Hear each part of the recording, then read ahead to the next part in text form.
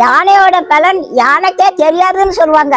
அதே மாதிரி ஏசப்பாவோட பிள்ளைகளோட பலன் அவங்களுக்கே தெரியல. அதனாலதான் எனக்கு மந்திரவாதம் பண்ணிட்டாங்க, பில்லி சூழியம் பண்ணிட்டாங்கன்னு புலம்புறீங்க. ஏசப்பாவுக்கு யாராவது மந்திரவாதம் பண்ண முடியுமா?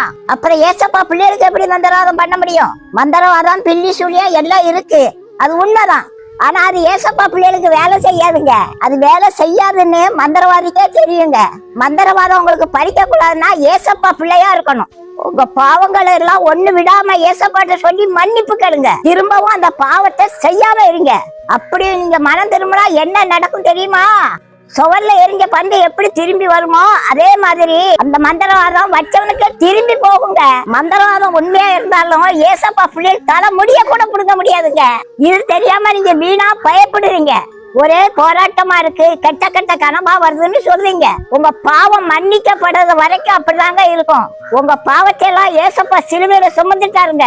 நீங்க அவரை ஏற்றுக்கொண்டாதான் உங்க பாவம் மன்னிக்கப்படும்.